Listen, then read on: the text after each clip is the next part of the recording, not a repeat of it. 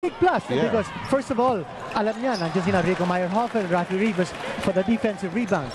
Then he also knows that if he's not able to score, there's another scorer on the floor who can pick up the cudgels. Yeah, that's right. Tony Washam. Yung cut dyan sa mukha ni James Siap. Battle scar yan. Got it during collision with Sol Mercado. In that quarterfinal series, free throw shot was brought to you by B-Maker Base Premium Formula. Dito ka na sa Llamados.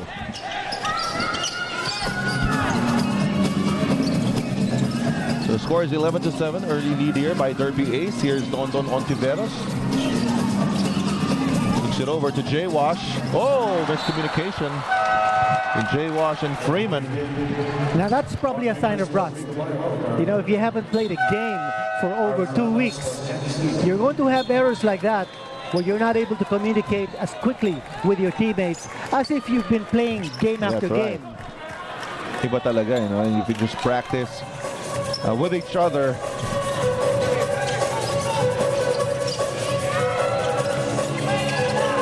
Rivas swings it over to Washam against Arwin Santos this time. A new defender. And a foul was clipped in the arm. And that's going to be the new role of Arwin Santos coming off the bench as an import defender against Washam. But he had the right idea. He wanted to make sure that that hand would obstruct the vision of Washam. Yung nga lang, he clipped him on the arm. Wala naman dun yung mata. All right, let's go back to Patricia with this report. Matabang pinag-uusapan dito. James Yap in Game 5 of the quarterfinals really wasn't feeling well. You know, he's still not better with that black eye in the cut that he got. Now, he's played through leg injuries, back spasms, and even, we all know, tough personal issues. But he says this eye injury takes the cake. It's the toughest he's had to play with. He has to focus on the right eye more, and it takes a bit of getting used to. Can you talk, Richard? Well, you know, he can get advice from his coach, George Gallen. That's right. He did lose an eye in a motorcycle accident. Yeah. I also have a problem with one of my eyes. Really? Yes. Hindi halata. Hindi ko pinahalata. But yeah, it's difficult to cope. And there's George Gallen. Yeah, difficult to cope with, you know, with your vision. But you know, if there's someone who is a good soldier and who will play with his heart in his sleeve, it's James Yap. You know that he'll always give 110% on the floor. Meantime, Don Ontiveros on the line. 2 for 2 for one hot shot, and we take the first break in the action with Derby Ace up by 3, 6:20 remaining here in the first.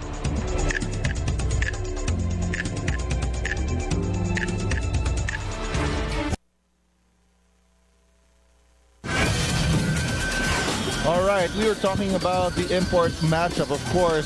This magnificent newcomer, Tony Washam, creating a storm here in the PBA, will be matched up against the tried and tested Gabe Freeman. And when you take a look at these numbers, you need a very impressive for both imports.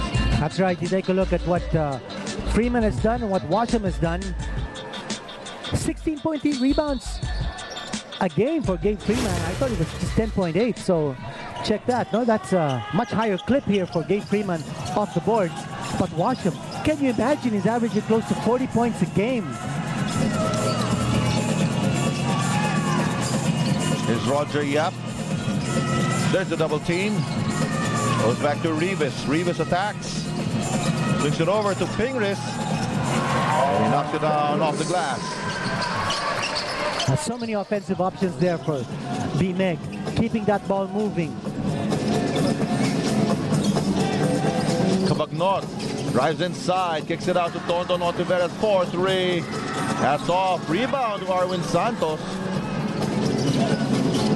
Long cross-court pass to Cabagnot.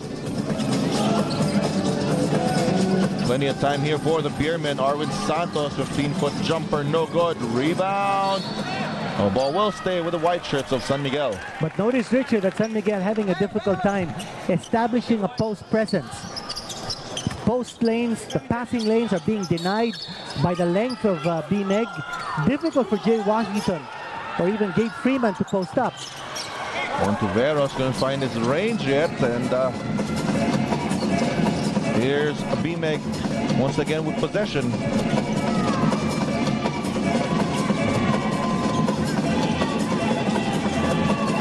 Roger Yap goes back to Rivas. Ingris now.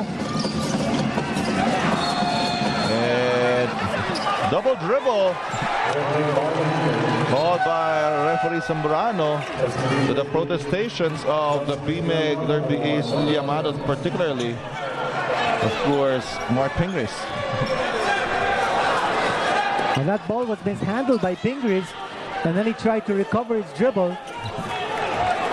And there's Coach Ryan Gregorio. Sinasabi ni Ryan na natapik daw yung bola, which is the reason why there appeared to be a dribbling violation. Here's Cavagnot, swings it over to Freeman. He attacks, and Freeman goes all the way to the hoop.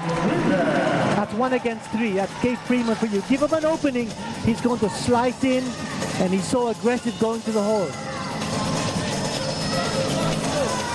3-point lead here for Derby Ace. Here's Roger Yap. And Roger Yap would rather go to his left than his right. Marwin Santos now looking for a friend. Finds Washington. Cavagnot sets up their offense. Finds the driving lane open, and a good tip in there by Jay Washington. He has 5 points in the game. Again, no post play there by San Miguel. The attack coming from the outside from the guard and seeing the penetration wide open. Jonas Villanueva guarding Roger Yap.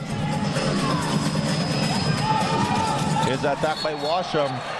Oh, holding foul on Arwin Santos. That's number 2 now against Arwin.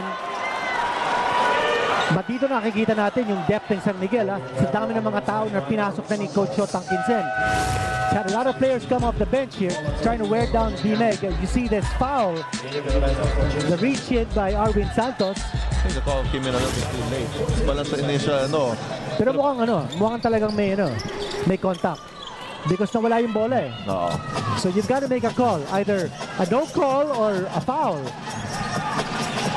KG Canaleta with a step back jumper to announce his entry. No good. Washam with the offensive rebound is blocked. But they recover. Artadi swings it over to Rivas. Washam face up jumper, no good. Another rebound here by Derby Ace. And a hook shot is good for Mark Pingris.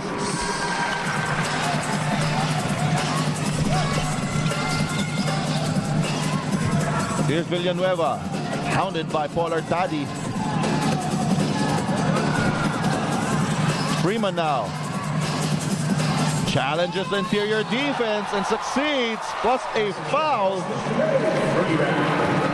And San Miguel will go to the line once more.